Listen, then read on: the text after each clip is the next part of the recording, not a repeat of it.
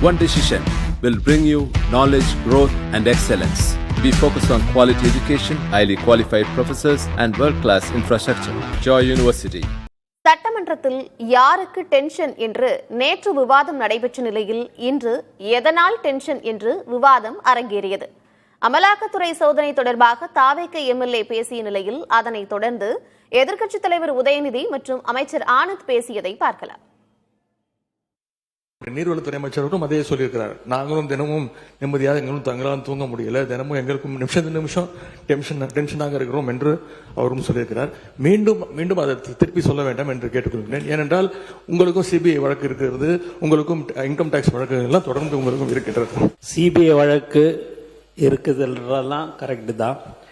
எங்களுடைய டென்ஷன், எங்களுடைய முதல்வர் தொகுதியில் என்ன பிரச்சனை, மக்கள் பிரச்சனை இருக்குது, அது உடனுக்குடன் பார்க்கறியான்னு கேட்டாருன்றதுக்கோசம்தான்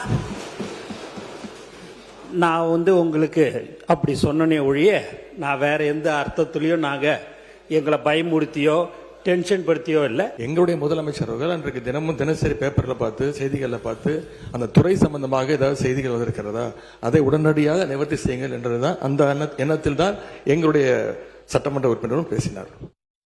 சட்டமன்றத்தில் நிதிநிலை அறிக்கை தொடர்பான விவாதத்தில் கட்சி மாற்றம் குறித்து சுவாரஸ்ய விவாதம் நடைபெற்றது.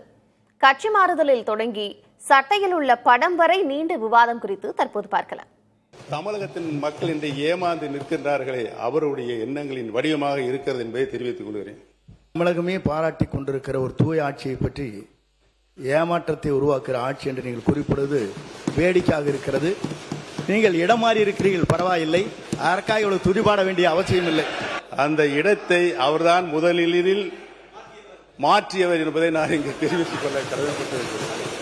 அண்ணனுடைய பாக்கெட்டை பார்க்கிற பொழுது இடமும் மாறி இருக்கிறது, இதயமும் மாறி இருக்கிறதோ என்று தோன்றுகிறது.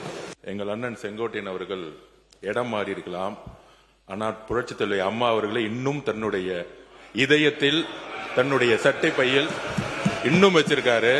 ஆனால் புரட்சித் தலைவி அம்மாவால் முதலமைச்சராக்கப்பட்டவர் இன்றைக்கு அவருடைய சட்டப்பையில் யாரோட புகைப்படம் இருக்கிறது?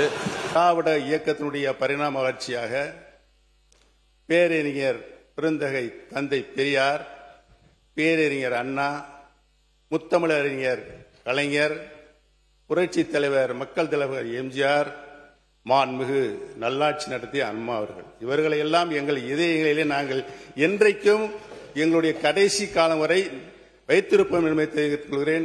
படத்தை காட்சி ஏமாற்றுகின்ற பழக்கம் எங்களுக்கு இல்லை என்று தெரிவித்துக் கொள்கிறேன். தொடர்ந்து செய்திகளை அடுத்தடுத்து பார்க்கலாம். One decision will bring you knowledge, growth, and excellence. We focus on quality education, highly qualified professors, and world-class infrastructure. Joy University.